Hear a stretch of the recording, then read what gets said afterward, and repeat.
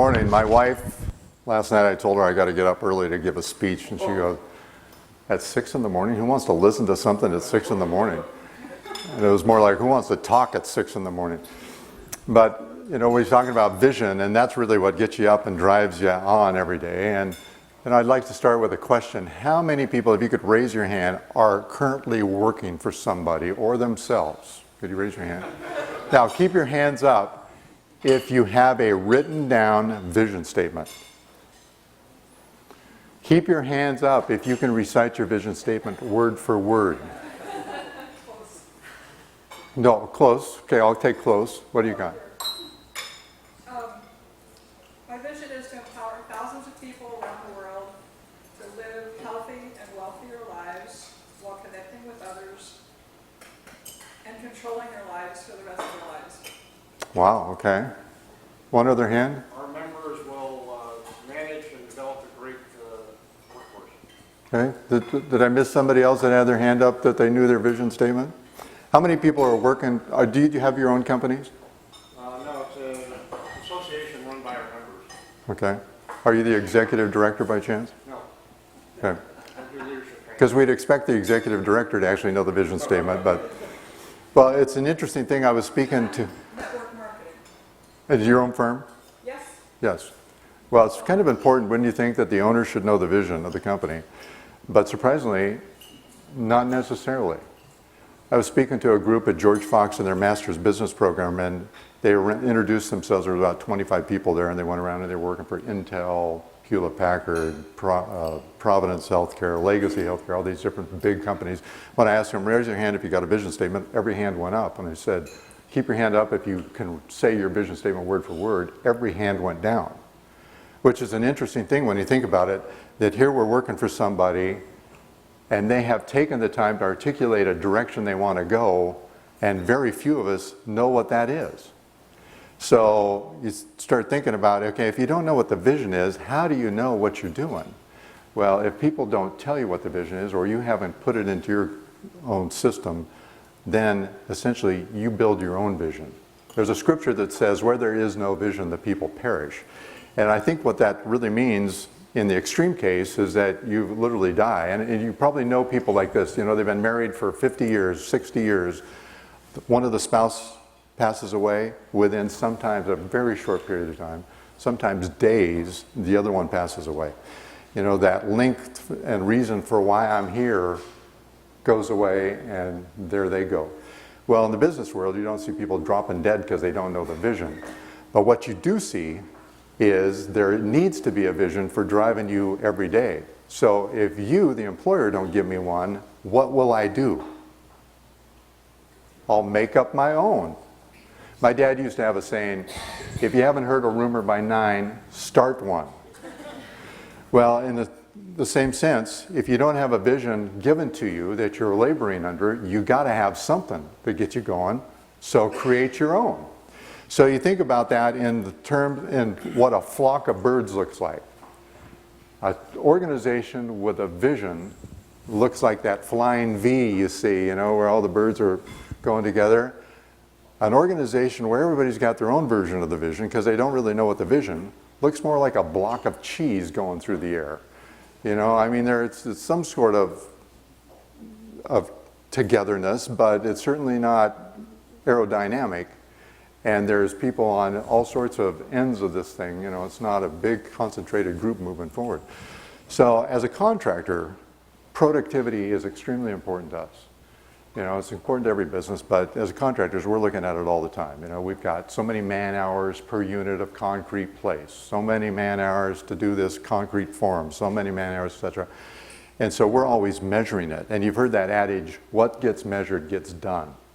Well, that's not entirely the entire adage. What it should say is what gets measured against expectations gets done.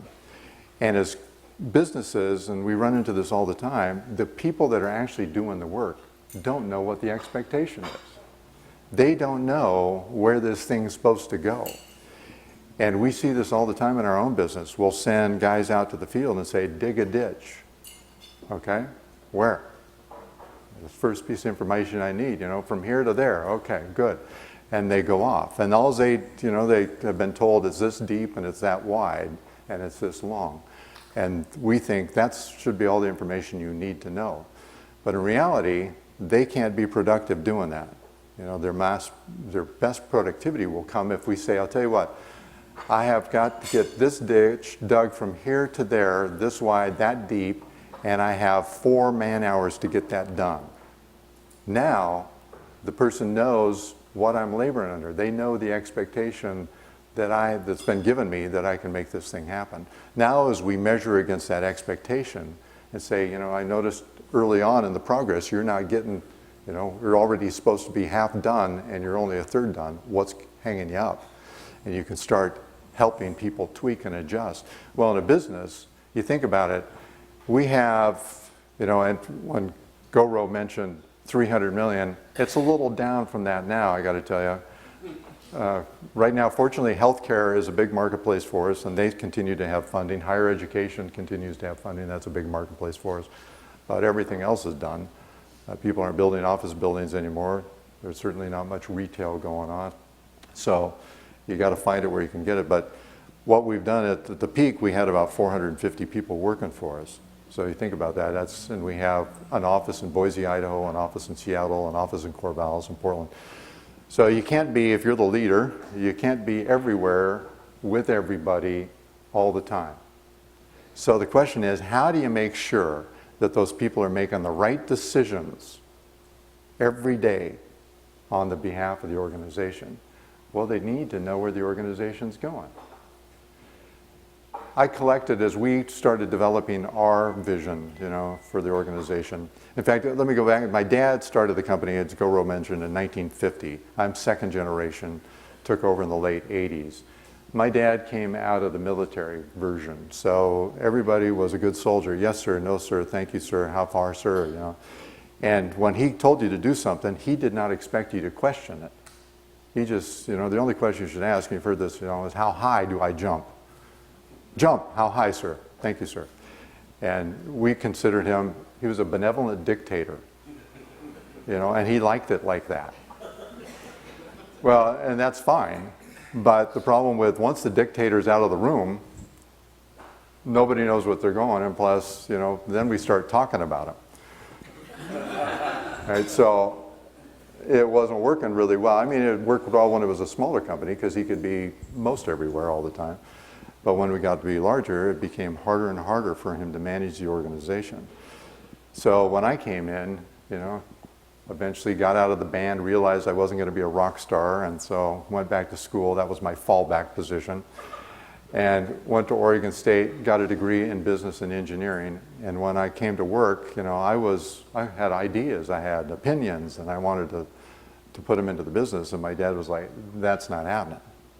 It's my way or the highway. And he literally believed that. In fact, he used to be very proud by saying, I kept my checkbook in my back pocket. And if somebody didn't do what I wanted to do, I pulled out the check and wrote it to him right then and said, see ya.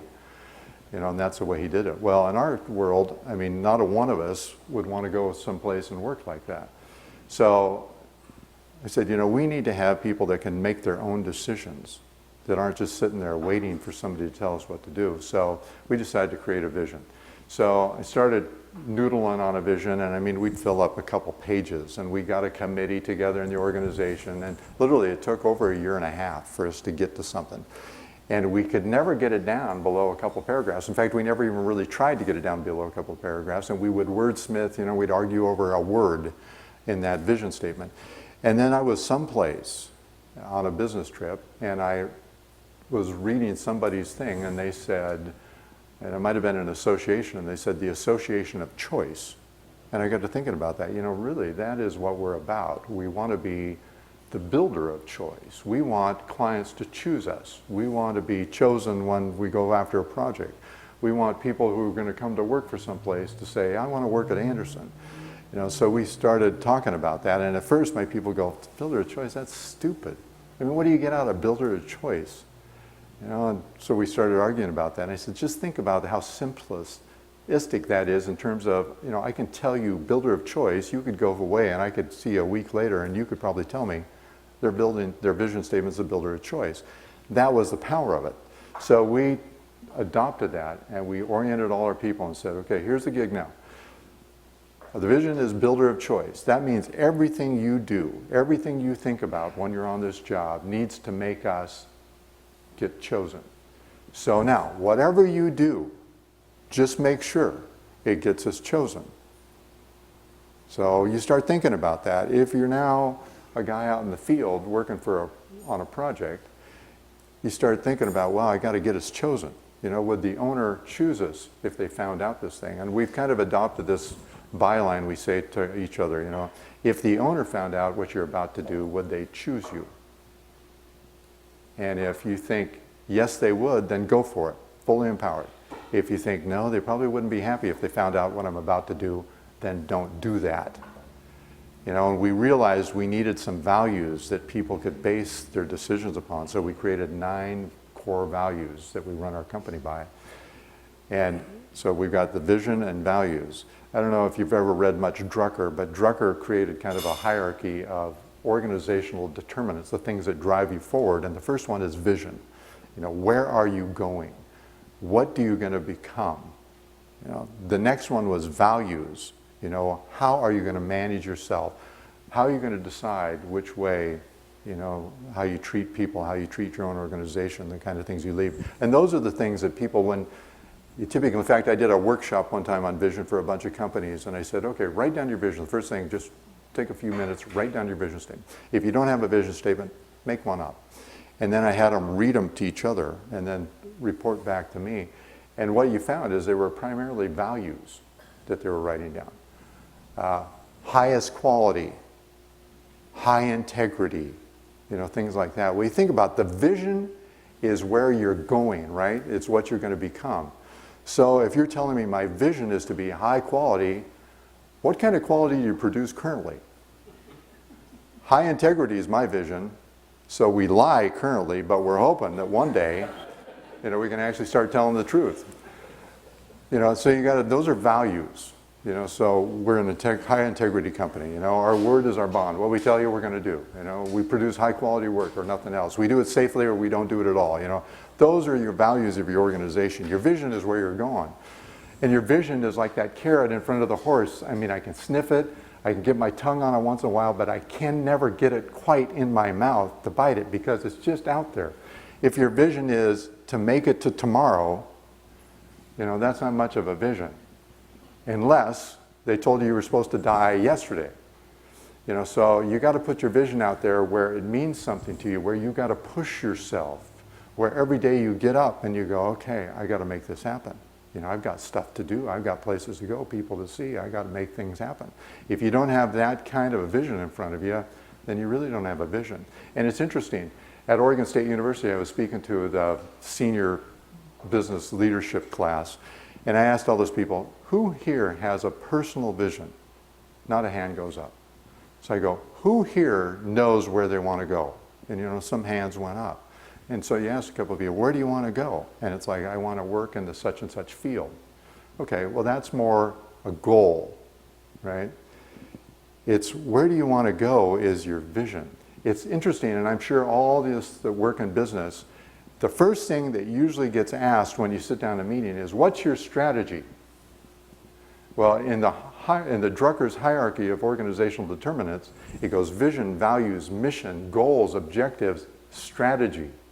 That's a way down the list. Strategy is how you're going to implement goals and objectives. Beyond strategy, then it goes tactics and techniques. You know, and we spend all our lives basically talking about strategy. Remember that skit from Saturday Night Live where George Bush, strategery. You know, that's how he was going to solve all the world's problems, strategery. Well, that's way down the line. You know, it's got to be, starts with a vision. And so I go to these meetings all the time, and sometimes it's like you came in late in the meeting because they're talking about, no, I think it should be blue. No, let's make it green. You know, and you go, what are you even talking about? What is the vision? And they all look at each other like, I'm not sure what is the vision. So you always got to bring people back to the vision. Your organizations have to be focused on vision. You need to be able to ask any person in your organization, what is the vision statement? And they can recite it to you. Here's the problem now. Most organizations, when you look at their vision statements, even the guy who wrote it doesn't know what it says. right? He couldn't recite it if he was supposed to. It's because it gets too big. If it's so big and long, it's like a tome, then it's useless. If I can't recite it, if I can't use it as my compass going forward, it is worthless. Because you think about it, every day you got all these decisions to make. Every step you take is a Y in the road. So I start going forward, right? And I need to know, am I going the right direction or not? If I have a vision that I know that's in my heart, my brain, I can put it up there and say, okay, here's my direction I'm going. That thing would take me over there. It doesn't fit. So people need to shorten your vision, know what it is, place it in everybody's mind and heart so they know it. And then you hire and you fire off the vision. And it's amazing what happens. Because I've had to fire some pretty high-powered people in my organization. And it's simply because these folks would not give themselves up for the vision. And I'll tell you, here's a scenario. Construction can sometimes be a pretty stressful business. Right? You're supposed to be on schedule. You got budgets to hit. You got quality to produce. You've got all these factors that are pushing on you. The weather, the counties you're working in, all the different individuals that are participating in these things. So there's lots of stress. So now, I'm sitting here, I'm talking to the client, and the client says something to me, that sets me off. So I tell the client what I think of them. That made me feel better for a moment. Unfortunately, the client then never uses it again. That's not good for the vision. Builder of choice is what we're here for. So we tell our people, you've got to put yourself aside. This is not about you, this is about us. And I think it was Milton that said, the whole is more important than the one. You got to put the one aside to accomplish the whole thing, for the organization, for the big purpose. So you got to be like Rambo. You ever watch the Rambo movies? Rambo's on this mission. He gets hit with a missile on the side. He just keeps coming, because he has got this mission, and he will die, trying to get there. And that's what people have to get to. They have to be committed to that vision. And usually why they're not committed is because they don't see how what they're doing relates to that. So it's important for employers, important for individuals to figure out how I fit in to this vision, what the job I'm doing. If I'm just doing administrative work, what's that have to do with builder of choice? So we've had to, tell people how that works, how support services actually support, the guy in the front line. You may not shake hands with a client every day, but you're providing them, the builder of choice, the fuel basically that allows them to shake hands with the client and say, we are there for you. So you got to get whole being involved in this thing. Did you watch the Laker game the other night? I think it was Tuesday night. Derek Fisher, I'm not sure if, I'm not a Laker fan, right? But pretty good since they go against Portland. But their West Coast team, Boston, in fact, we go back and forth at home all the time. Do you really care for the Lakers? No, they win it all the time. But Boston's won it all the time too. So now what do? You're like, I'm not sure who to vote for here. But what was impressive was Derek Fisher basically put it all out on the line on the fourth quarter. And at the end, he was interviewed and he was crying. That's whole being involved in something. When your whole emotion, and Goro mentioned, this organization, professionally speaking's mission is, not just business education, but spiritual, emotional. It's everything. Until you've got all that behind it, you really don't have it all. You're not getting the whole person.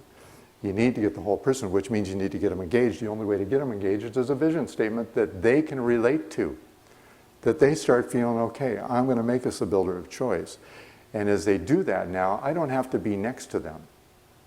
In fact, it's really cool when you hear stories. Now we collect, stories and anecdotes about what's going on with the builder of choice, and you hear guys solving the issues for themselves, making their own decisions based on builder of choice. Our SOP manual is pretty extensive. This is how you do cost control, this is how you file the reports, this is how you buy out the job. But our procedure and policy manual for an employee is very short. It is federal minimum, because we have told people function on vision and values. Make all your decisions vision and values. There's no rule book.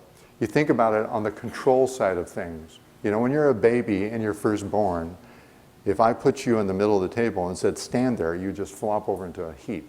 But it wouldn't hurt you, right? Because I'm so flexible, you could take my leg and put it up behind my head, and I'd smile. You take my leg and put it behind my head, and we're going to the hospital. You know, because over time, I have no control, but I have maximum flexibility. Over time, I give up some of my flexibility to get control. You know, you think about the U.S. government, they strive for what? Maximum flexibility? What are they striving for? Maximum control. I want to control everything. So that means if somebody finds a loophole, I'm plugging it with another rule. And so they've got control maxed out, but their flexibility is tanked. They have zero flexibility. They can't do what's right if they needed to, because they've got too many rules that say they can't do that. You got to set up an organization where people can do the right thing for their situation. And again, if you're saying, in our case, make us the builder of choice, you figure out what the right thing is based upon the situation you're in. Don't go to the rule book. The rule book is make us the builder of choice. It's like Nordstrom said, you know, we have 2 rules. Number 1, customer always comes first. Number 2, refer to the rule number 1. You know, and that's the point. It's got to be that purposeful, you know, that there's only one thing. There is no other determinants. It's just one thing, make us the builder of choice. Well, now you talk about productivity. You can say to the guy, you do what's right. You make us the builder of choice. Now, all of a sudden, that individual knows you can't be a slacker here and get to be the builder of choice. You know, you have got to put your whole body into this. You got to get everything you've got involved to get us to the builder of choice. So, as you start thinking about vision statements, you know, think about yourself. What vision do I have for myself? Where am I going in my life? And again, a lot of people operate on values. You know, they think that's a vision. High integrity, high this, none of that, never going to lie, never going to steal or cheat. You know, those are values. Those are not where you're going in your vision.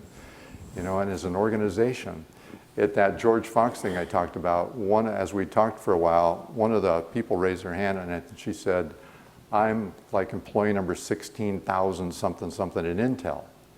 And how can I impact the way Intel runs their organization? And I said, go to the door of the person, the highest door you can find that if you knock, they'll open it, and go in there and say, can we talk about vision, values of the organization? And I guarantee you, nobody will turn you down, because that stuff is sacrosanct. You know, nobody's going to not talk about corporate vision and values. Come on, you got to talk about that stuff. So a couple weeks later, I get an email from this guy. He was in the class too. I didn't get to meet him, but he said, you know, I heard what you said to that lady, and I thought I'm going to try that. So he went to his boss, and he knocked on his door and said, can we talk about the corporate vision values? Well, funny as it was, his guy didn't know what they were, his boss. You know, I think they're somewhere around here, you know, kind of stuff. So he got on the phone while this kid was sitting in his office and called his boss, who basically had, I guess, a question like, why are you asking? Well, what happened is, here's this guy. He was a sales guy for this big organization. He was in the Washington branch. The headquarters were in California. The kid ended up getting invited to California, where he sat in a 3 or 4 day thing with the CEO and leadership team, where they gave him the job of crafting the corporate values and trimming the vision. Well, what happened is, of course, he came back from those little things. He was promoted over the top of his boss. And he became a vice president in the organization, and then got hired away by somebody else. You know, big thinkers think what? Vision, values. Little thinkers think techniques, tactics. Now, that doesn't mean that we don't have to think techniques and tactics. But if the first thing you jump on is, you know, how am I going to do this? How am I going to make that happen? Where am I going to stand to make that happen? You're not thinking big.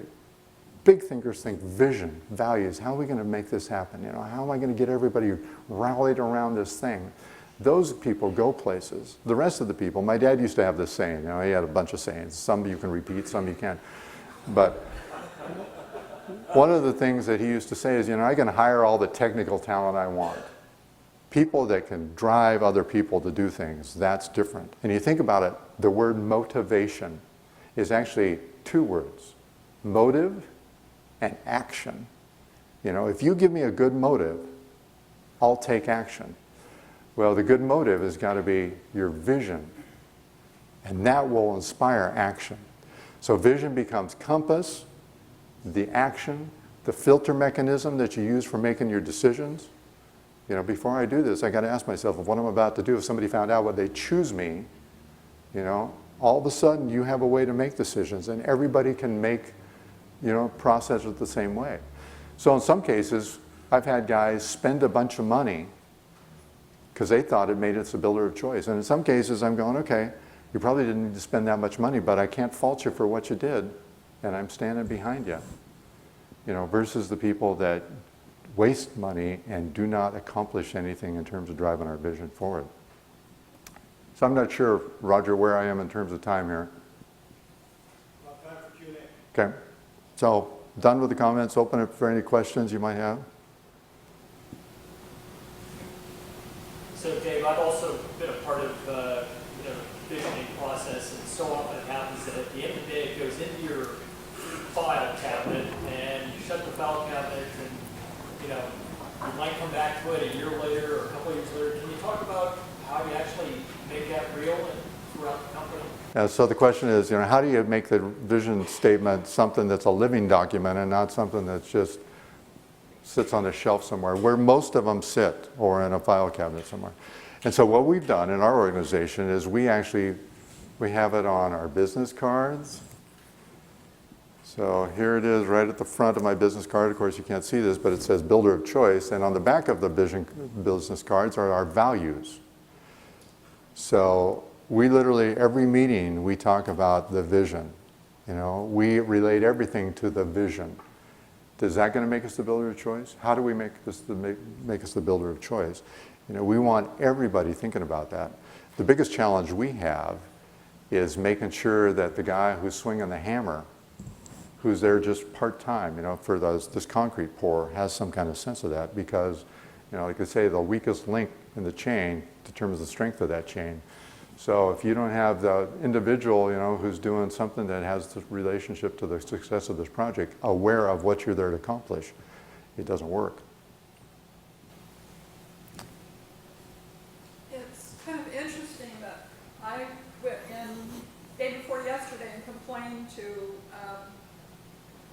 a manager in a local chain of restaurants about how I had witnessed a decline I felt in their service with their employees over the last 2 to 3 years. And I think that you just hit on it. When I talked with her for half an hour, she didn't have a vision. They just want to get more customers. And they don't understand that the employee also wants to get more tips. And they don't want to hire those people who want more tips. And I'm going, yes, you do, because that's an evidence of the service. No, it's not. And I realize now that company must have lost their vision. Well, and let me ask you this. Who, when you're talking to a client, who is right? You or the client? Now, I tell my people, the client, you know, because there's always that saying, the client is always right. No, the client is not always right, because I'm a client and I'm not always right. But the client is always the most important. Right? And if the client tells you something, that is their perception of what they think is happening. And their perception is the most important thing there. It's not your perception of what happens. Who cares what you think? It's what they think. So we do client surveys all the time on our project. I actually do them myself. The guys who manage the office in Boise does it. The guy who manages the office in Seattle does it, in Corvallis. The idea is that the workers, you know, the guys who are in the forest all the time, they don't do the client survey because they know all the stuff. You know, so if the guy who was doing the project management for the job went to do a client survey and the owner said, oh, we had some little problems on that, he goes, wait a minute. You know, you were supposed to have that answer back to me on Thursday. You didn't get it back to me till 2 weeks later. That's why we had the problem. When I do it, and he goes, we had a little problem there. I go, what was the problem? How would you like to see that changed in the future? You know, how can we not have a problem? How can you score? Because we have a scoring system that's 3 as expected, 4 better than expected, 2 less than, and 1 you stink. You know, and so if a guy tells me it's a 2 less than expected or a 1 you stink, I go, how do I do it so I don't stink? You know, and I want them to tell me how to do that, and then you enact that kind of stuff. And you find this all the time, right? You go to a number 1 in service. Well, obviously the person that's helping me didn't understand that.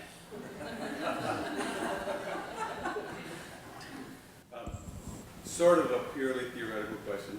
Imagine that you work for an organization where the leader's been in place for, say, over 20 years, and in a meeting where you're talking about vision, somebody asks this person, what is your vision? And he pauses and sighs, and then says, I don't know. What would you do? We need to get the group together and figure out what the vision is, because if he doesn't know, we don't know. And remember, where there's no vision, you know, the scripture says the people perish, and it's very true. So people will not sit there without a vision. They will create their own.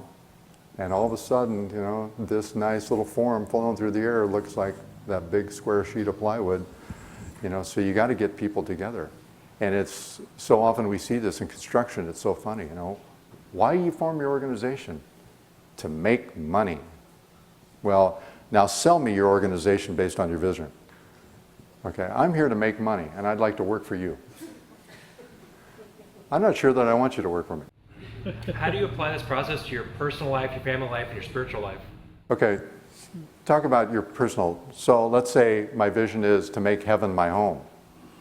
Okay, compass, decision maker, it's all those kind of things. Family, we had 3 rules in our family for our kids. Number 1, you can't do it unless you can find it in the Bible. And it's amazing how creative the kids got regarding that. You know how many wives some of those guys had? 2, you can't, you know, you've got to support the family structure, which means if the family's doing something, you're doing something, right? If the family's doing chores, you're doing chores. And 3rd, you have to maintain at least a B average. So it was not, you know, we didn't set the bar super high, but it was those 3 rules. If you follow those 3 rules, go for it, have fun. And it took a while for different, we have 3 kids, before, you know, some got it right away. Like, oh, so you do those 3 things and basically go for it, you know. The other one would struggle all the time, never did the chores, always, you know, just that great deal. And so we said, you got to have, come on, a vision of where this is going for your life. You want a fun life? This is the 3 things you got to do. And eventually she picked it up and she started having, you know, a good time. Whereas my dad would never tell me what the goal was. I don't know if any of you were raised like this, but my dad would say, okay, here's a list of chores for tomorrow. So Saturday, you know, so I'd get up to do the chores because I wanted to get out of there. As soon as I got the chores done, he goes, okay, here's the other part of the list. You know, well, it's hard to function like that, right? I don't know where it's like the goalpost always is moving on you. So I think personally, you got to sit down. Where am I going? At the end of my life, what do I want? When I'm sitting in the rocking chair, what have I wanted to accomplish? You know, and watch out for goals and objectives now, you know, because a lot of people just set goals. This is bigger than a goal. This is where I want to end up. This is what I want my life to accomplish. This is what I want to do. This is what the organization needs to be. And you think about it, for us, builder of choice, we'll never get there. I mean, we'll get closer all the time, but we'll never get there because somebody is always competing with us, right, for clients. But we can get closer, you know, we can win another, we can win another. I think we got... You talk about the ditch digger and productivity, and a lot of companies, when they say, okay, I want to be builder of choice, that means I got to be on time and on budget. And there are a couple episodes of that undercover CEO. Right. The CEOs went in and they found out they're beating productivity so hard, they're destroying morale. But they don't know that because they're up so high in productivity. So how do you balance that? Because happy employees are very important to becoming a builder of choice. How do you balance that? Yes, so how do you balance productivity, drive for productivity with, you know, employee satisfaction? And again, if you have the vision and you give the employee some expectations of the situation they're faced in, you know, we have 8 hours to dig this ditch. Okay, now make us a builder of choice. Now that person can figure it out. Have you ever worked someplace where they tell you exactly, this is how you'll do it exactly? And if you don't do it exactly like that, we got a problem. Well, now if we're talking about brain surgery, okay, I want the exactly. But generally, you figure it out. Just, we got 8 hours worth of dollars here, and we've got to be the builder of choice at the end of it. You figure it out, because who knows what they'll come up with. It could be stuff that's, you never would have thought of, that's amazing. So that's what we've been doing now, is you tell them. So we'll get job meetings before in the mornings, usually once a week. The superintendents will gather up their people together, and they'll say, okay, here's what we're doing today. And here's another important part. If you relate the project to something that's more than just a wall. For example, you go up to a guy who's forming a wall for concrete on a building. You'll say to him, what do you do? What are you doing here? And he says, building a wall for him. You ask another guy in the crew, what are you doing here? He goes, I'm building the basement wall on grid line G. You ask another guy, what are you doing here? He goes, oh, this is the surgery suite for the Shriners Children's Hospital. And we're building the back wall where they're going to have all the air and medical gases that come up. Who do you think is the most empowered in terms of driving the decisions that are appropriate for the project? The guy who says, I'm just putting forms together? Or the guy who knows why he's there? And that's the important part. You got to tell him why you're there. So the superintendents get people together and say, okay, this week, our focus is these 3 things. And I've got this much time to do this, and we've got that much time to do that. Who's got an approach here? If you got something right now, let me have it. If not, let's talk to me as the week goes forward, but here's the plan for today. And that's how he sends them out. Well, what happens is guys really get empowered. There was a project manager that worked for us who was the project manager on the tunnel project that goes through the West Hills. And he said that they'd figured out in their estimate that they had to get, I forget what it was, 40 feet a day or 40 feet, no, I think it was 80 feet a week. They had to get 80 feet a week through that tunnel to make their budget and their schedule. Well, their first couple of weeks, they were getting like 5 feet, 10 feet, 15 feet. They were getting killed. And they brought in consultants and they tried all these things. And finally, somebody said, why don't we ask the guys? So they had a meeting, they got all the guys together, and they said, okay, look, we're getting killed. We're supposed to be getting all these feet a day or a week, and we're going to get this. Tell you what, we'll take any idea, and tell you what, when you get done, if you get us 80 feet in that week, you go home, full pay for the rest of the week. Well, guess what happened? They hit 80, by Friday. Pretty soon they were hitting 80 by Friday morning. Pretty soon they were hitting 80 by Thursday evening. It's because these guys now, they knew what they were there for, they knew what they had to accomplish, they put their heads together and they figured it out. When you're so specific and detailed upon what you're going to do, you cut out all the ingenuity of the individual. There's no more chance for unique solutions, because you've given them the solution. My dad was the military guy. Just yes sir, no sir. And we've all done those things. I'm not sure why I'm doing it this way.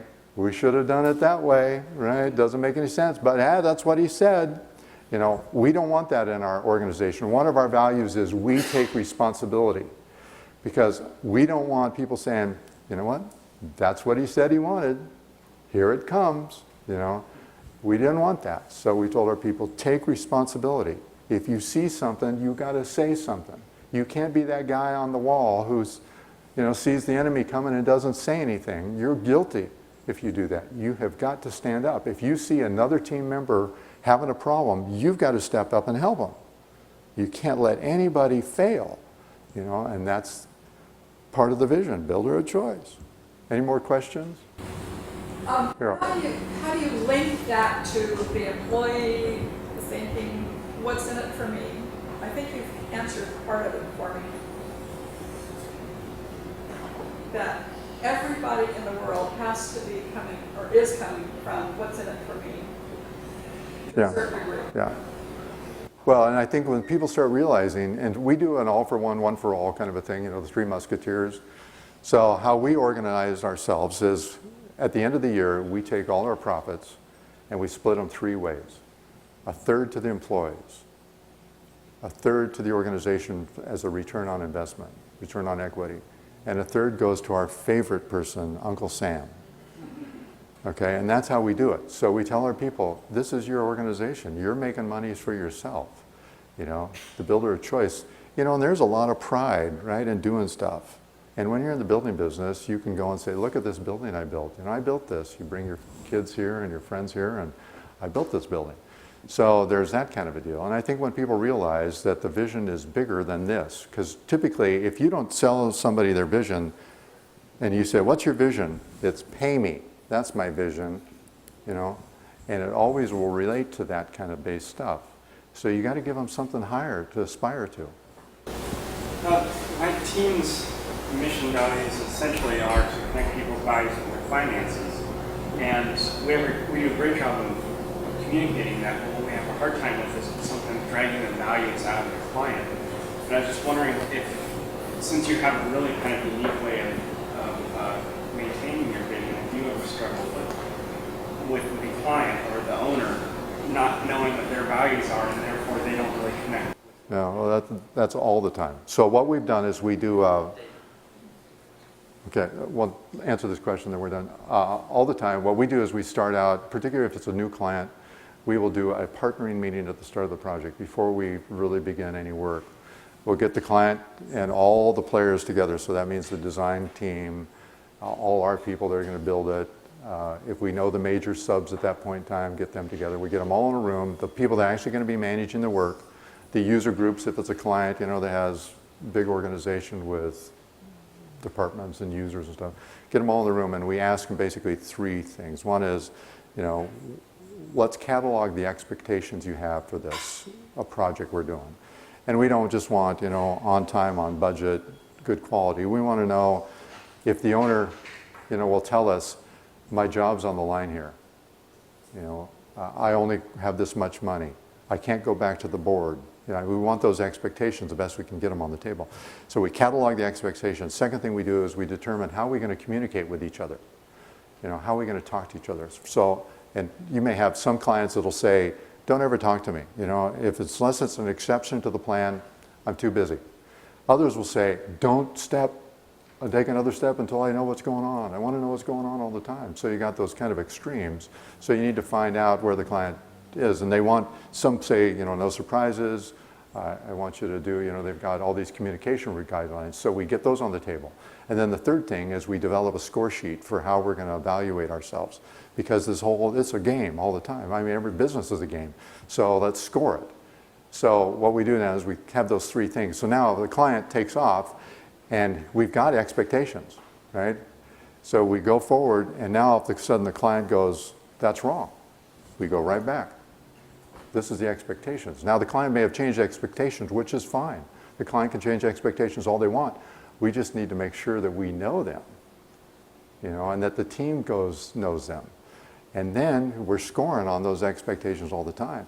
And what's amazing, as a contractor, when we used to do this with our clients, we'd say, or with our people, because we'd evaluate our people, you know, how you doing making us the builder of choice.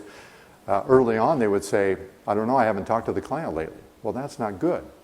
So that's when we started doing these client surveys to find out how the client actually felt. So we wanted to know, are we hitting their expectations? Because down the road, then a client could never say, I wasn't happy with that. If they're not happy with that, then they did not give us the right expectations. And we're asking them all the time, are you happy with it, based upon, you know, we're scoring the expectations. Because you know it yourself. If somebody comes up to you and you're having a bad meal, and they go, how's the meal for you today? Very few of us are going to say, it stinks. And we go, fine, thanks. And we go, I'm not going back there again. You know, well, we got to do a better job. So you can't ask those kind of general questions. You got to ask very specifically. You said that one of your expectations is that there would be no surprises. Have you had any surprises? You know, you said one of your expectations is if you can get through that. So you basically have managed this process. And you can build those expectations as you go, because sometimes people can't verbalize them very well at the start. But as time goes on, they see it, and they know that's what I want to have. Thanks for being here. Thanks for being attentive.